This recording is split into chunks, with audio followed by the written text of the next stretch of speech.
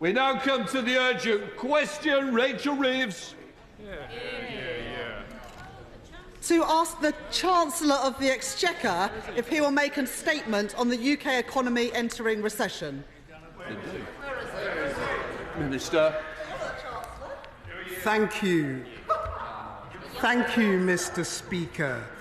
High inflation remains the biggest barrier to growth, which is why halving it is still our top priority. Thanks to decisive action, supported by the government, inflation has fallen from over 11% to 4%.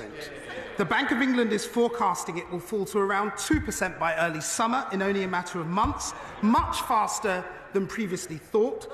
Now, it's important, Mr. Speaker, to put this all in context. Just over a year ago, the Bank of England was forecasting the longest recession in 100 years. That has not happened, Mr. Speaker, and the British economy has proved resilient in the face of unprecedented shocks. Forecasters, including the Bank of England and the IMF, agree that growth will strengthen over the next few years, with the IMF forecasting that we will grow faster than Japan, Germany, France and Italy, many others, on average over the next 5 years. Wages have been higher than inflation for 6 months in a row. Unemployment remains very low, Mr. Speaker. And we are backing British business by delivering the biggest business tax cut in modern British history and rewarding work by cutting taxes for working people. These are all reasons to be positive about the economy turning a corner. If we stick to our plan, we can be confident in seeing pressures reduce for families and in achieving healthy economic growth. At the autumn statement, we unveiled 110 growth measures, including unlocking £20 billion of business investment. This includes a substantial labour market package, delivering a tax cut to national insurance for 27 million people, reforming pensions, extending investment zones as well. The real risk, to conclude, Mr. Speaker, to economic growth and prosperity in this country is the fact that the Labour Party has no plan for growth, no plan at all. Whilst they may pretend to us here that they've abandoned their £28 billion pledge, they are still committed to their damaging 2030 energy policy, which they themselves, indeed the Leader of the Opposition himself, has said costs £28 billion. All of us across this House know what that means: higher taxes and lower growth with the Labour.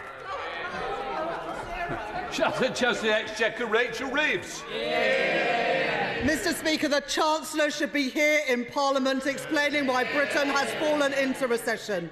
Can the Minister explain why he has been left to answer these questions, and where exactly is the Chancellor today? The Chancellor should be accountable to MPs and to our constituents and answer for his failure in this House. What an insult to all those people who go to work every day and experience the reality of 14 years of Conservative economic failure that he has simply failed to turn up. So let me ask the Minister, does he accept that the Prime Minister's promise to grow the economy is now in tatters? Will the Minister explain why the economy is now smaller than when the current Prime Minister entered 10 Downing Street? Does the Minister accept the misery that this government has caused homeowners with their kamikaze budget, leaving a typical family renewing their mortgage paying an additional £240 every single month? Now, the Chief Secretary is also notable for her absence today. Last seen refusing or simply failing to recognise that their target measure of debt as a share of GDP is rising, not falling. Following her rebuke this morning from the UK chair of the Statistics Authority about misleading the public, could the Minister inform the House if the Chief Secretary will again be relying on incompetence as her best defence? Mr. Speaker, it's not good enough. The whole country knows that the economy is not working for working people under the Conservatives. It is time for change. And if the government seriously thinks that everything is fine, then why don't they take their record of failure and let the British people decide? Thank you, Mr. Speaker, and I thank the Shadow Chancellor for her questions. But no, it's right. I'm coming on to it. Now, where she started was to talk about the Chancellor. Well, I am the Economic Secretary. I'm perfectly entitled to answer on behalf of the department, and I will do so today. But the main thrust of her remarks was on growth, and let me deal with those in detail. The first point to recognise, Mr. Speaker, is indeed the international context that we all find ourselves in. Well, it happens to be true, Mr. Speaker. And, for example, to describe that international context, 10 EU countries were in recession in 2023. In relation to forecasts, the OBR forecasts originally that there would be a contraction of 1.5% in the economy, and we have significantly outperformed that. The Bank of England, as I have already said, forecast the longest recession in 100 years. We have significantly outperformed that. And wages for 6 months in a row, I think this is the 6th month where this will be the case, are higher than inflation, which, as I've already said, we have more than halved. Now, in relation to the Chief Secretary, what the Chief Secretary was explaining is that,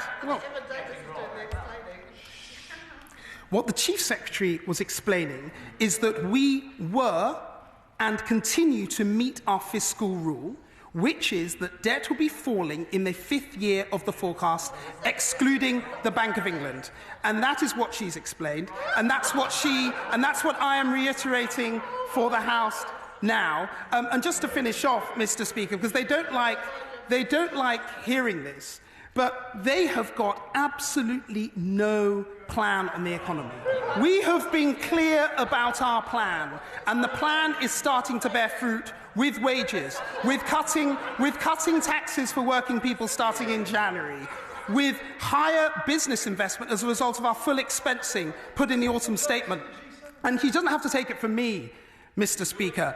The Office for Budget Responsibility said the 2 fiscal events in 2023, both the budget and the autumn statement, would represent the largest increase to the GDP level that they have ever scored. So what I would say to her, and indeed the House, our plan is working, stick with the plan, don't throw it away with the opposite.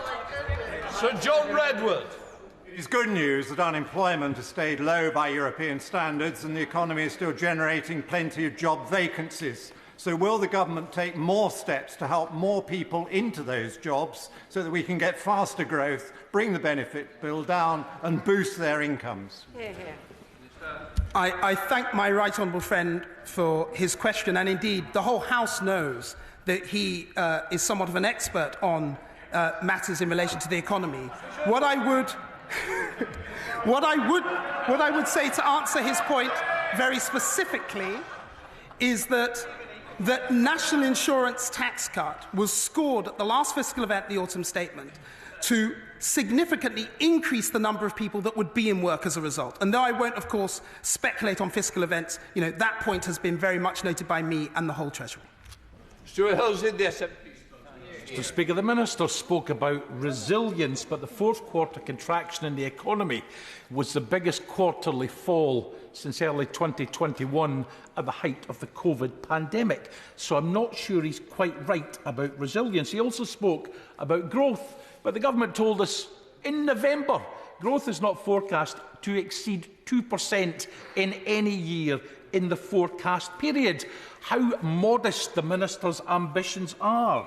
The national debt is still approaching 100% of GDP, £3 trillion. The consequences of Brexit are suppressing growth, and this does pose a challenge to the UK government's own fiscal targets. Now, while it is welcome inflation has fallen, prices remain high.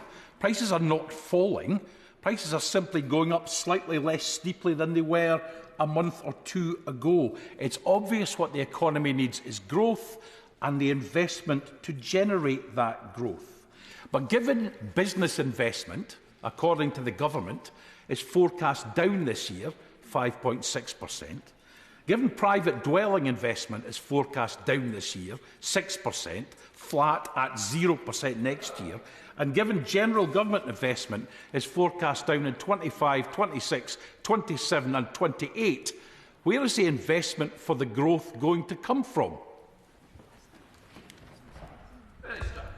Thank you, Mr. Speaker. To take the honourable gentleman, who I deeply respect, his points one by one. The point on resilience, I think that the way how we get resilience for ordinary people and for households is to make sure that real household incomes increase. And since 2010, they are up 12%.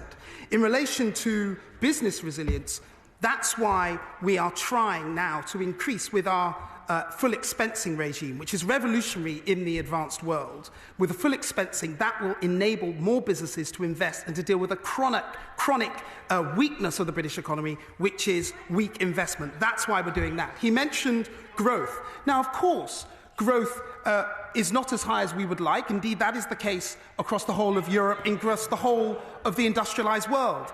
That's why the Chancellor, in the last fiscal event, put in place 110 growth measures, Mr. Speaker. So we have a plan for growth over the long term, and we will deliver it.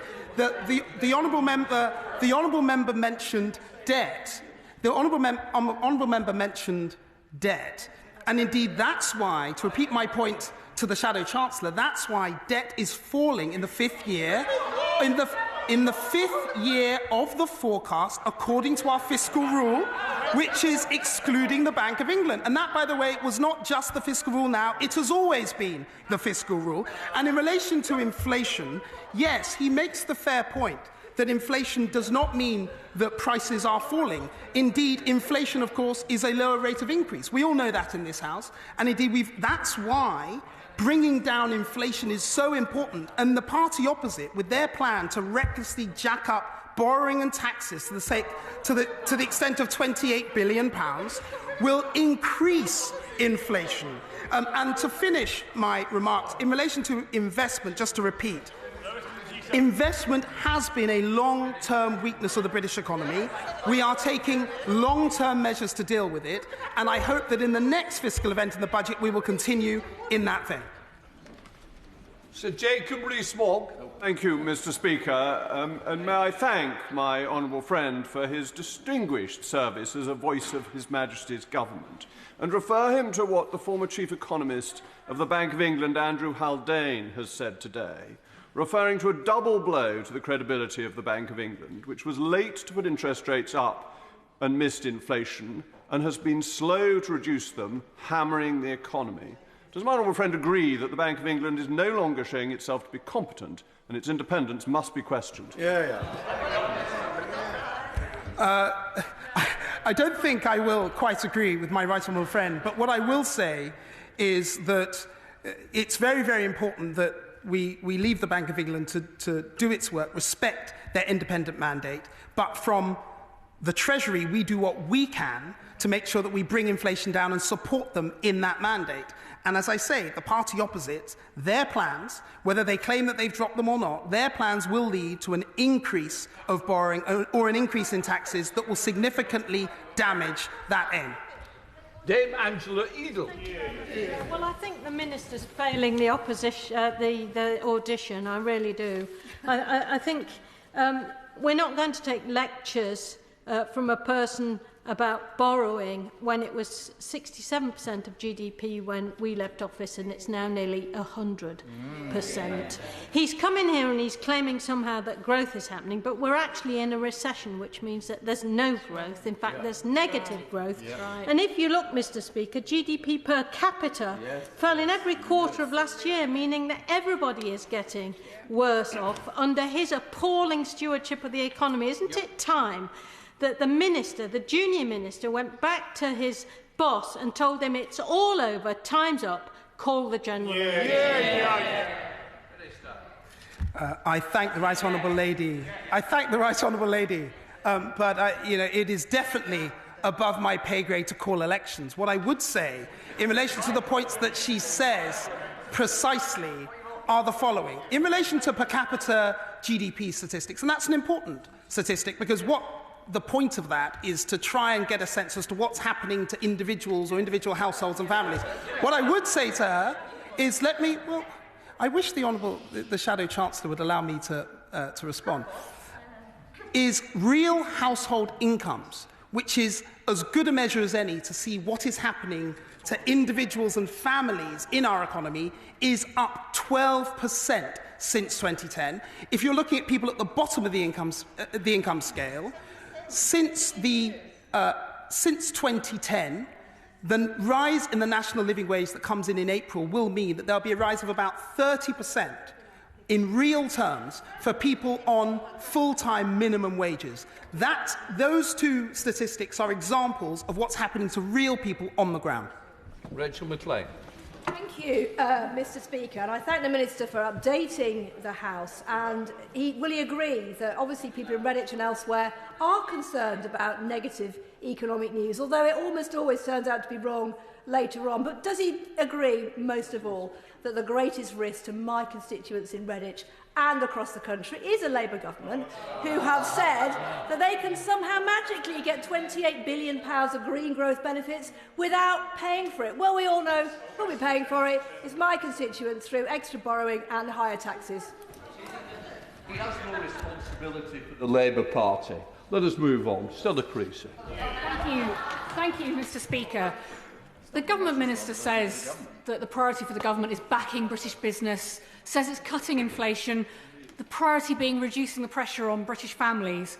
Why then, when the Government also admits this measure will increase inflation, when British business is tearing its hairs out at the chaos that's being caused by not knowing what the charge will be and who will pay it with less than 10 weeks to go, and British consumers will find it causes food shortages and an increase in food prices, why on earth is this Government going ahead with the Brexit border tax? And will he here and now commit to cancelling it so that we can stop the inflationary measure? Yes or no? I thank the Honourable Lady's focus on inflation. Indeed, she's right, inflation is absolutely critical, and bringing it down is an absolute focus for the Government, and the House has heard her point in relation to the European Union, but what I would add is simply to say that we have a clear plan for bringing down inflation that we have carried out, that we'll continue to carry out, and she's got to ask her front bench why they don't have one. Sir Edward Lee. For too long, too many people in the Treasury, not my honourable friend who's an excellent minister, but too many people there have thought the best way to grow the economy was to fill the country with more and more people. So will the government now commit itself or recommit itself to insisting that if you come here to work, you should earn average UK earnings of around £33,000 a year? No shortage schemes, no exemption for care workers or the NHS, that in those sectors we pay proper wages, we get people off benefit, there's too many people on benefit dragging down our economy, we cut seriously mass legal migration, and by the way, if there is a general election, we give something for our people to vote for. My honourable friend makes an important point about migration, and I completely agree with him that what we need to see is an economy where we get higher earnings for British people. That does not mean we have an economy where we import too many people and keep earnings down. That's why we've been focusing on raising the national living wage. That's why we're focusing on making sure that ordinary household incomes, as I've already explained, are going to go up as a result of this government's policies. And what is also worth pointing out to the House is that in relation to, for example, last year's immigration numbers, obviously there were certain individual things that happened last year, in particular people fleeing from Ukraine, in particular people from Hong Kong as well, that meant that last year's were particularly high immigration numbers, but the broad thrust of what he says is correct. We want a high-skill, high-wage economy. Emma Hardy. Thank you, Mr. Speaker. I don't know if the Minister realises quite how infuriating people find watching his government tell them that everything is fine and it's all going really well and there's nothing to see here, when what they're experiencing every day is the fact that they're feeling poorer and small businesses are closing. So if the Prime Minister and Chancellor can't face reality, how on earth can anyone trust them to solve the economic crisis their government created? I'd like to be clear with the Honourable Lady, who I've got a huge amount of time for and is a very good Member of Parliament, that it is not our position that everything is okay. It is our position that we have been in a very challenging international context. There's been a once-in-a-100-year pandemic. There was an energy crisis caused by Putin's war in the Ukraine. And this government has done everything we possibly can to build an economy for growth. That's what we're doing, and I hope to get her support in us doing so. Sir Desmond Swain. What distinguishes this recession is the 800 jobs for every day that have been created since this government came to power in 2010. The very antithesis of anything ever achieved by a Labour government, which has always left unemployment higher than it found it. Isn't it? It is, Mr. Speaker, and I would add something else. If you look at something, for example, like a statistic such as home repossessions, much higher when there was a recession, when the Labour Party was in office in 2008-9, comparison with our record now. Unemployment now, much lower than in the recession that we saw under the Labour government in 2008-9. And our record, though we are in challenging times, the economy is turning a corner, our record does compare very favourably with theirs. Yeah, Mayor. Now, the Chancellor said last May that he was comfortable with the prospect of a recession, and now that my constituents in Selby and Ainsty are suffering under that recession's effect, would the Minister chalk it up as a job well done? He'll do well this time, that gentleman. What I would say is there is nobody on this side of the House who welcomes adverse economic situation for anybody. That's why we are doing everything we can, straining every sinew to grow the economy. And that's why all the measures that I've laid out so far will continue, and they are put at risk, I'm afraid, by his front bench being in office. Duncan Baker. Thank you, Mr. Speaker. Before I came into this House, I was actually a director of quite a large retail group in North Norfolk, and a point that absolutely nobody has made is that in the last quarter of the year, Babette, Kieran, Debbie, Elgin, Fergus and Gerrit, 6 major storms and floods that the country saw. In the previous year, how many were there? Absolutely none at all. So can the Economic Secretary tell everybody, of course you are not going to have an economy functioning properly when they are in a grip of storms and floods every fortnight, and we are not in a recession. The more we talk it up, the more we will be. I thank my honourable friend for that, and I would say that large retail groups in Norfolk's loss is the House's gain. The point he makes about the international context, however, is a really serious and important one, because though the honourable members opposite don't like to hear it, if one faces a once-in-100-year pandemic and Putin's illegal war in Ukraine that sees energy prices skyrocket, that will have adverse impacts on the economy. The country understands that, the House understands that, and the Labour front bench should also understand that. This recession is a direct result by the choices that this government has made. Years of potential for growth have been missed, and the government has particularly failed to capitalise on the green transition. Green investment will be worth $1 trillion by 2030 globally, including 500,000 jobs in this country. When will the government bring forward a green investment programme to match the one in the US or in Europe? Here. I thank the honourable lady for that point. The first point I make to her is that when you look at our record on decarbonisation, it beats anywhere else in the G7. So we've got no, we don't take lessons from the United States or any other country in that regard.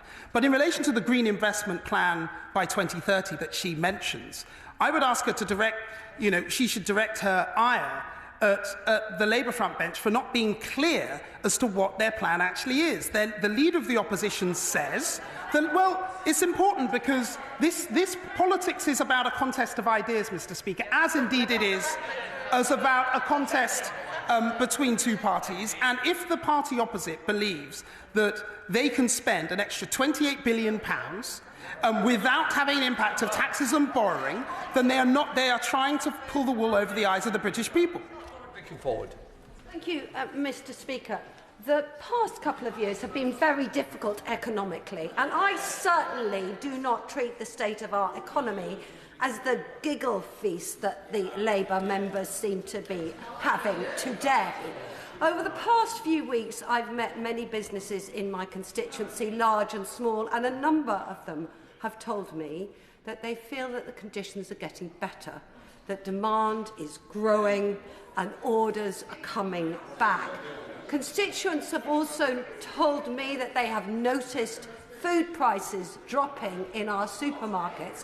Does the Minister agree with me that the most damaging thing that could happen to our economy now would be if politicians on the benches opposite continue to talk our economy down? I thank my right honourable gentleman, and indeed she's correct. Forgive me, I thank the right honourable lady. Indeed, she is correct that things are starting to get better for many, many people across the country, indeed small businesses, because inflation is now down below 4%. We've more than halved inflation. We think that in the coming months it will go to 2%, the target. And of course, once it hits that target, we hope that interest rates will start coming down, which will make a big, big difference to ordinary people up and down this country. Sir Stephen Timms. Mr. Speaker, I applaud the Minister's willingness to take on this unenviable assignment, unlike his right honourable friends. The international context that he's referred to is that Japan and UK are the only G7 countries in recession. Inflation that he's referred to is the highest in the UK of the whole of the G7. Why is it that the UK economy is doing so much worse than comparable economies elsewhere? The right honourable gentleman's point is an interesting one, but I would say the following.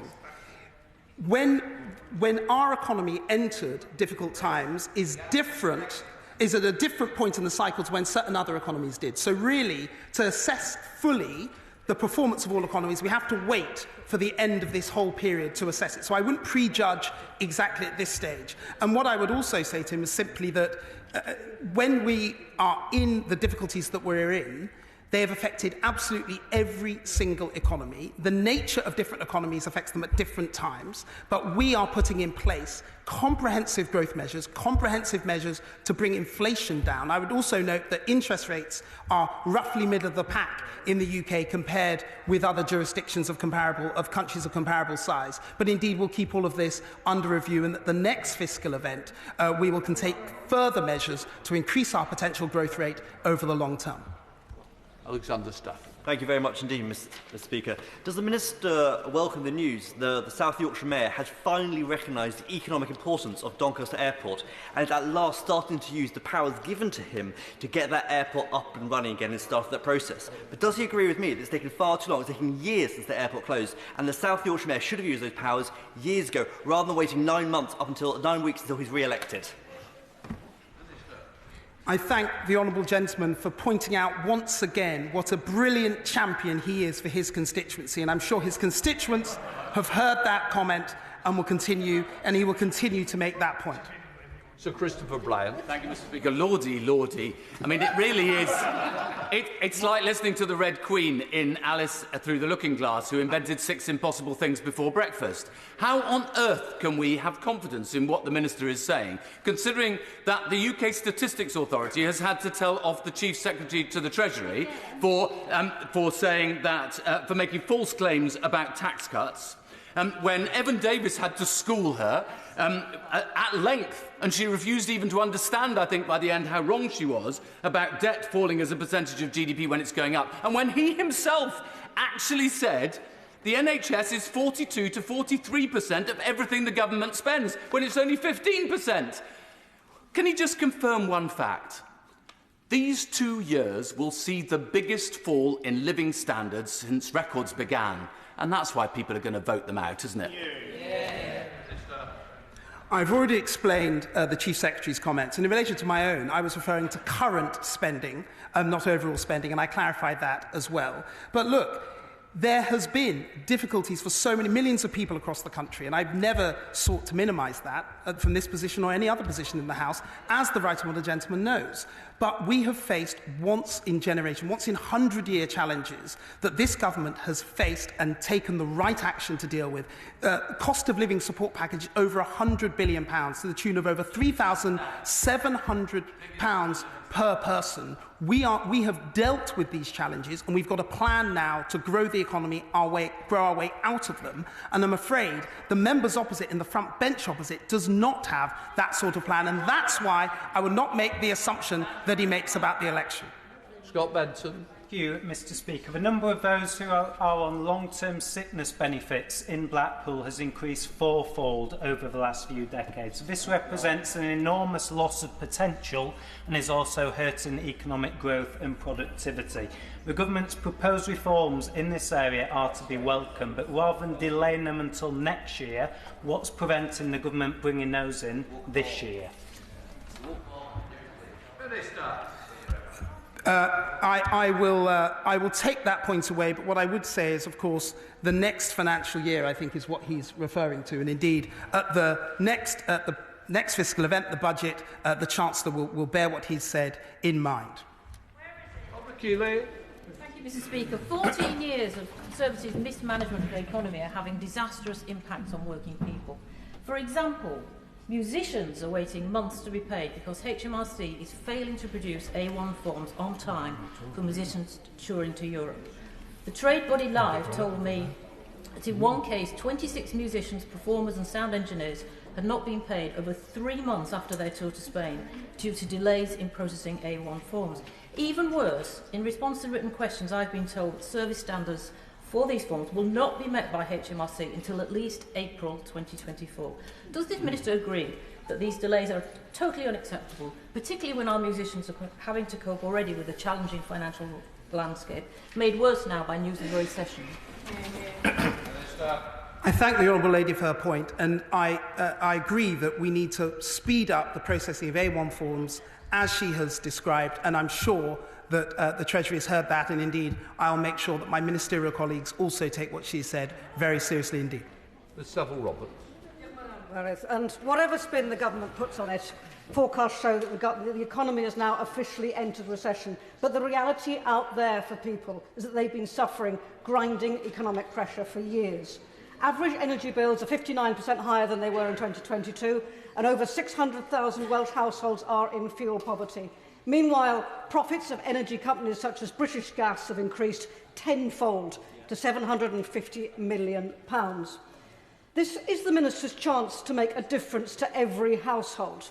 Talking about the next fiscal event, will he act to extend and bring backdate even, the windfall tax on energy companies which are presently profiteering from households everywhere? Hear, hear. Minister. The Honourable Lady is right that many people have had very challenging times over the last couple of years. But what I would say to her, and I would correct something I previously said to the House, Mr. Speaker, is that the increase to real household income since 2010 is actually 8%, and the increase to GDP per capita is 12%. I want to put that on the record. And in relation to taxes, I can't speculate about taxes at the next fiscal event. Mr. Speaker, the forecast says that debt is going to be higher than it currently is in 5 years' time. Is that a reasonable time to be talking about tax cuts? And doing so, doesn't that suggest that the government learned nothing from the budget of September 2022? I would assure the Honourable Gentleman that this Chancellor and this government is very different to the one in September 2022 that he refers. And in relation to debt, I'll repeat the point that we are keeping to our fiscal rule, which is, and has always been, that debt will be falling in the 5th year of the forecast, falling once you exclude the Bank of England. That has always been our position, and it will continue to be the case. Make no mention of the importance to the UK Treasury of North Sea oil, and indeed the danger to the Scottish economy of the closure of Grangemouth refinery. Given that the UK Treasury received £8 billion in revenues from the North Sea last year and is expected to receive £6.1 billion in revenues this year, can they not find the tens of millions not tens of billions that they'll get from revenue to ensure that the hydrocracker can be restarted and the profitability of the refinery increased threefold. Hear, hear.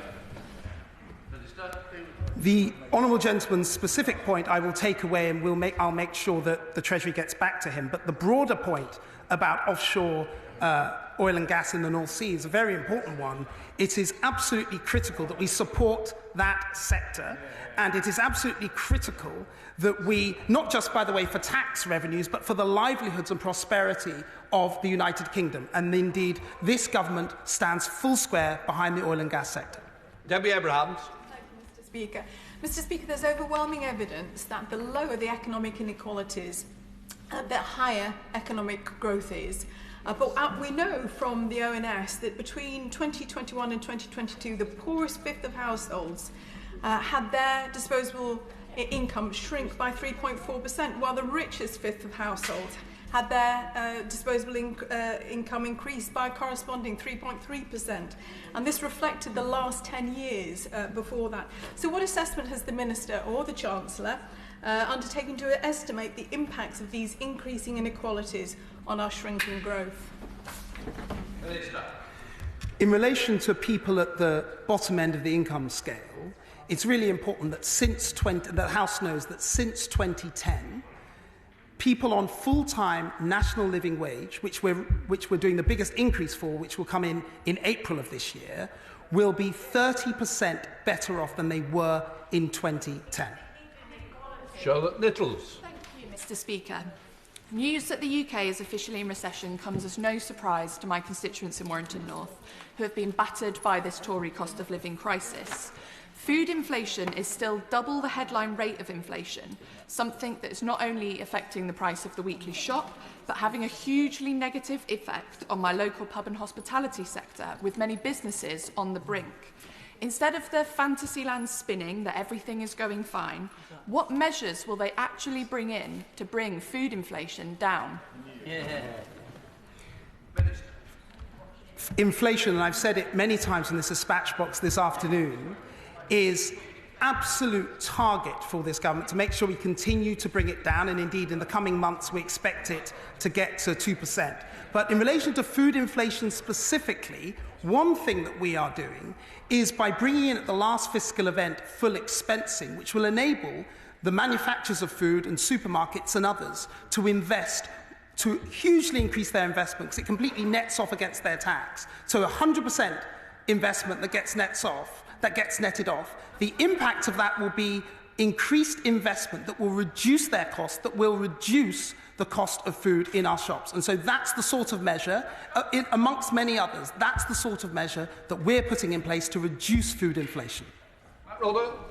Thank you, Mr. Speaker. Mr. Speaker, the Prime Minister said he was going to grow the economy, and he's obviously failed. We're now in recession. And in my constituency, families and small businesses are under severe pressure. Can the Minister possibly explain how he's going to address these very serious problems? All I would say to the honourable gentleman is that we are in a very challenging international context. We have performed better than the international forecasters. We have high inflation, which really bedeviled this economy a couple of years ago. We have brought down we have more than halved. And then we have a plan to grow our way out of it, as indeed shown by the last fiscal event, where we unveiled over 110 growth measures. That is our plan. The Labour opposition doesn't have a plan, and we will see if this country sticks with our plan, we will grow our economy significantly over the coming months and years. Patrick Reedy. He keeps trying to hide behind the war in Ukraine and the impact of the pandemic, but the reality is that those are affecting every country in the world. The exacerbating factor, the thing that has led most to economic decline, to massive labour shortages, and to rampant inflation here in the UK, will he not admit, is Brexit? No, I would not, Mr. Speaker. Dave Johnson. In recession, and the consequences for the public finances are not the fault of those people like the infected and affected through the contaminated blood scandal, the largest treatment disaster in the NHS. So can the Minister just confirm, as I was hoping to ask the Chancellor, whether money has already been ring-fenced to pay compensation to those people as set out in the final recommendations on compensation by Sir Brian Langstaff in April 2023? I believe at the last Treasury questions, the Honourable Lady asked a similar question of the Chancellor, and the Chancellor responded by saying that he is absolutely clear about the need to compensate people in the way that the Honourable Lady has described, and he will update the House in due course, and indeed update her in due course, further details in response to that. Neil Griffith. Thank you, Mr. Speaker. Well, the Prime Minister has absolutely failed to get growth, and industry has completely lost confidence in this government, with projects cancelled, HS2 cancelled, Schools of the Future cancelled, hospitals never built, and an absolute failure to bring down high energy prices. No wonder business investment forecast is down. So with the US and EU incentivising investment, what is he now going to do to get the investment we need in the green manufacturing industries of the future? What we've done to increase investment, Mr. Speaker, is by bringing in full expensing at the last fiscal event, which should represent an increase of £14 billion over the forecast period of investment, dealing with the chronic weakness of our economy over generations. So that's what we're going to do to increase investment. And in relation to green investment in particular, what we are not doing is having a huge unfunded £28 billion plan, or maybe now it isn't their plan, maybe it's a secret plan, or maybe they've stopped their plan, but plan that the Labour front bench has. We have a responsible, costed plan to increase investment. They don't have one. In Wakeford. Thank you, Mr. Speaker. Let's try this again. Public sector net debt is set to rise from 89% of GDP this year to 92.8% of GDP in 28-29. That's according to the most recent OBR forecast. Now, in case the Minister doesn't understand, that number is higher than today. So the Prime Minister promised to reduce debt. It's increasing. The plan isn't working, is it? What the Prime Minister is committed to doing, and indeed the whole government is committed to doing, is to reduce debt as we get to the end of this economic period, this forecast period, which is what we are doing. Justin Mathers. Thank you, Mr. Speaker. I do think the Minister's rosy picture of the economy shows a complete lack of awareness of what is actually going on in the country. And his claim that the Labour Party somehow risked to growth when it's his own party that's just took the country into recession shows a complete lack of self-awareness as well. And that's the number of this. We are going into recession, and yet the Chancellor is nowhere to be seen. I would have thought this was important enough for him to be here today to answer questions. But my question to the Minister is, given growing the economy is yet another pledge of the Prime Minister's that hasn't been met, who does he think should carry the can for this failure? Is it the Prime Minister or is it the Chancellor? His criticism about my self-awareness, I'll just have to take on the chin, Mr. Speaker. But the broader point that he's making is a serious one, which is whether me or this government somehow is light-hearted or thinks that everything is absolutely fantastic around the economy. It is not. That is why we've taken the measures that we have. That is why we are cutting tax for working people beginning in January. That is why we're increasing business investment. That is why we had an over £100 billion cost of living support package, because we know how much many people ordinary people are suffering in this country. That is why we are trying to grow our economy overall, because that will result in higher prosperity for the country and more money for our public services. That's all put at risk, Mr. Speaker, by the party opposite. Thank you, Mr. Speaker. The government is failing. An 81-year-old constituent has said to me he can't ever remember the economy and living standards being this bad. Can the Minister not see that under his government, Britain is worse off? I don't agree with the Honourable Lady. I won't repeat everything I just said to the response to the last question, but I would say that under this government and this Treasury, there is a plan for growth that we are sticking to, and that is all put at risk with the party opposite. Richard Ford. Thank you, Mr. Speaker. The Office for Budget Responsibility assessed Boris Johnson's trade and cooperation agreement at the beginning of last year. The trading relationship between the UK and the EU as set out in the TCA is said by the Office for Budget Responsibility to have reduced long-run productivity by 4%. Why does he think that is? Well, I would say to the honourable gentleman that the Trade and Cooperation Agreement is something that we built on with the Windsor Framework. It's something that the opposition doesn't propose to change, and indeed is fundamental to our stability in relation with our relationship with the European Union, that I don't think at this time the country would benefit from unpicking once again. Jim Shannon. Mr. Speaker, can I thank the Minister very much for all of his answers? They weren't easy. The Office for National Statistics have revealed that there has been a 0.3% decline in GDP between October and December last year. And given that the strengthening of the economy was and still is one of the Prime Minister's pledges, what steps is the Minister taking to reverse this decline and to reinstil confidence back into government economic plans? The steps we are taking I've already laid out in this session so far, but I will add one thing, which is to say that there is a critical need to make sure that all the regions of our country benefit from the steps that we are taking. It's one of the reasons why we've put so much effort and focus into investment zones over the last couple of years. We hope that these investment zones are going to continue to increase growth in the economy, but not just increase growth at a macro level, increase them for people in all of the regions of this country, particularly Northern Ireland, and other regions that have in the past maybe not benefited from the growth of this country. And it's something that regionally we are very committed to strengthening. That completes the urgent question.